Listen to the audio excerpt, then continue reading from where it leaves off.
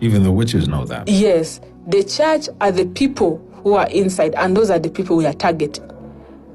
Then I asked the priest, but I'm not a pastor there. So how am I going to have an impact on their lives? At least if I was a pastor there, you would have used me effectively. I can't pray for them. I can't counsel them. I can't speak to them. They go there because they want to hear from the man of God. Now, where do I come in?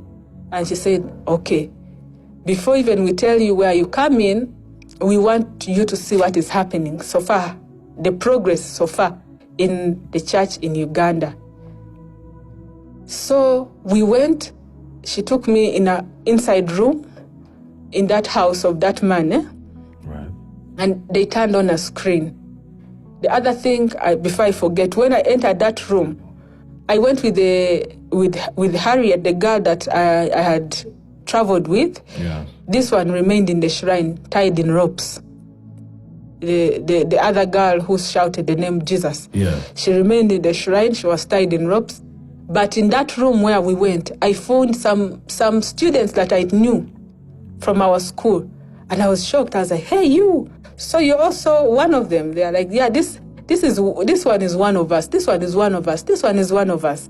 So I felt comfortable. I was like, okay, then now we can talk, because now it's not like I'm going to work with strangers. Yeah. I'm going to work with my classmates, and I was their class monitress anyway. Yeah. So I sat, and they started now playing on a screen. They started now showing us the pastors, different churches. One church, they showed the pastor saying, the devil is a liar. The devil is defeated. Satan has lost. And they were laughing, and the Christians were saying, amen. And they are playing the keyboard. And you know how it is in church. Yes. And then they showed me the pastor's life. They said, you see this pastor? He's sleeping with a prostitute. Oh. He's cheating on his wife with a prostitute. So this one is going to be very easy to infiltrate his church, because he thinks he's fooling the people there, but he cannot fool us.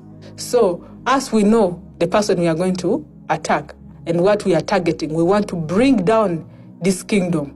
So it's making work easier for us. The fact that there is a loophole from the person who's supposed to be the head, the leader, there is a loophole, then it means the anointing on his life is also spreading to the people that he's pastoring. So now we are going to break their families, we are going to ruin their lives, we are going to ruin their marriages, we are going to have so many single parents here, we are going to have very many people in depression and all that. So that is what you're going to send when you go to this church. So they showed me another church. The pastor was buying people to act miracles. And he had a big church, very big, yeah. So this church, that pastor was getting funding from the LGBTQ people. He was getting funding. And how? Some organization. Human rights organization. Yes. Disguised as human rights. Yes. Right. But the deal is he gives students bursaries to go overseas and study. And those students are the ones that they are recruiting into homosexuality. And when they come back, they are given big positions. They are choir leaders. They are into sound. They are in those big positions in the church. So those ones, they come as recruiters. Yes. So they come to recruit and also bring the worldly lifestyle in the church. So they told me, now that is going to be very easy for you. When you enter this church, you'll be like, you're at home, you're the darling. So you just help these people to carry on with their mission, you know? So they showed me all the people there, their agents that are there that I'm going to work with. It's going to be easy for you to be taken in the youth ministry. It's going to be easy for you to be taken in the choir ministry. If you want to join their church choir, we have assigned so and so. So I even know their names. So from there, they showed me, I don't even want to mention it, but they showed me another church. In that church, the pastor loved God, but the pastor loved money. Oh. Because he loved money, the enemy planted an agent. Yeah. The agent there It's not bad to love money if you're working for it, but if you love it to a point of taking advantage of people. Or if you love it to the point where you're willing to compromise your integrity in order to obtain it, then it has taken you. You don't have it, it has you. Right. Yeah. So they showed me this pastor. They said, this is where you're starting from.